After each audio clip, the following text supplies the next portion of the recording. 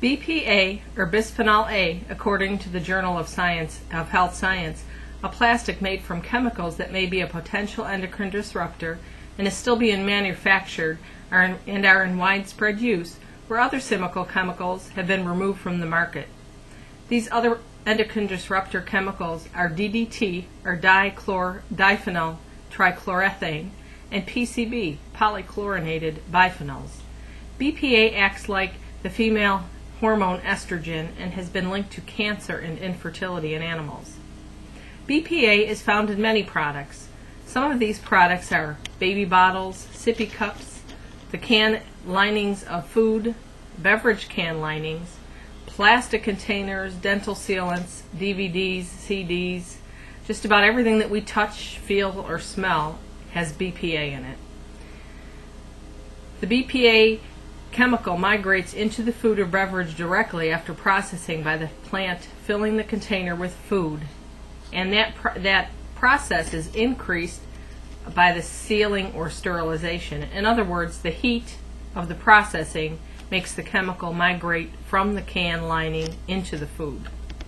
The Journal of Health Science found BPA transfers from the maternal body to the fetus, accumulating much like some chemotherapy drugs during a lifetime.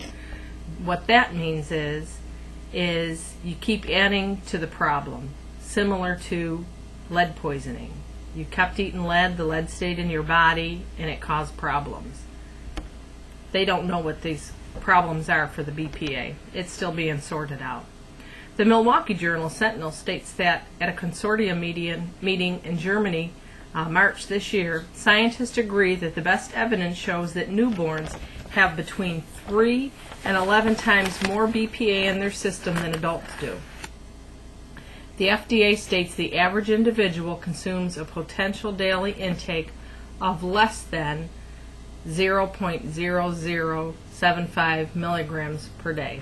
The FDA has no maximum exposure level for BPA and maintains BPA is safe, largely based on studies funded by the chemical industry. That's like having the wolf watch the hen house. Ridiculous. The European Food Safety Authority in 2006 set tolerable daily intake levels of 50 micrograms a kilogram of body weight per day. And the Hamilton Spectator reported Canada will be the first country to limit the use of BPA, Bisphenol A, and declared it is a hazardous substance. What's America waiting for, people? The Washington Post also reported in November of 2008 that the FDA Science Advisory Panel ruled the FDA made a mistake when determining that BPA was quote-unquote harmless and blasted them on their assessment of BPA. The FDA should limit the BPA from food and beverage containers, much like the limit on lead in food containers in the 1980s because of the controversy on this issue. There are more than 100 studies, as well as the National Toxicology Program, that there is some concern that BPA may affect brain and behavioral development of fetuses, infants, and children. What is this going to take to get rid of BPA?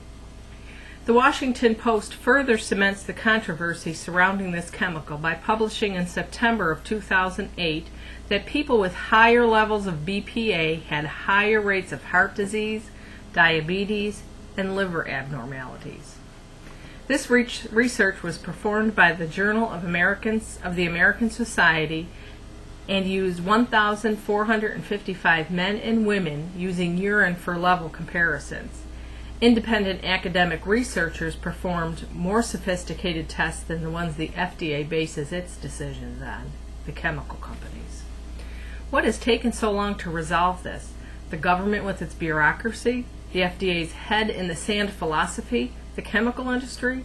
Or manufacturers' greed in a cheaper, more durable, lightweight product? What's it going to take to protect our children from this chemical?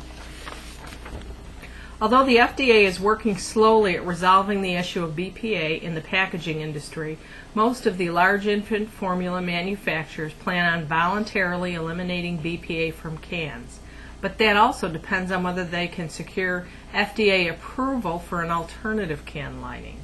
So now we have the can industry that makes baby food or baby formula wanting to use something different or possibly safer, and the FDA has to approve it, and they're dragging their feet. The Milwaukee Journal Sentinel, as recently as March this year, reports Sunoco, the gas and chemical company, is refusing to sell BPA to companies who use it in food and water containers for children younger than 3 years old. 6 baby bottle manufacturers making the products such as Playtex and Gerber will stop using BPA to make baby bottles. And Walmart plans to stop selling BPA containing children's products this year. A growing number of parents are going back to the basics of the old-fashioned glass bottles before the convenience disposable revolution took hold of our society so strongly. Glass baby bottles, stainless steel tippy cups are making a comeback. They may be a bit more expensive, but you can be sure that they've been around for years and they're true and tested. Mothers are taking the better safe than sorry attitude on this one, and I can't blame them. And some manufacturers are making a sleeve for bottles to help prevent breaking the bottle if it does drop, because that is a concern for parents. And why not use chemical-free product where you can find, and where can you find these BPA-free products? There are several websites, thesoftlanding.com, babiesrus.com, happybottoms.com, itsonlynaturalonline.com, and WholeFoodsMarket.com. It's the .com revolution, people. And here we are on our computer of plastic made from BPA. Thank you and have a great day.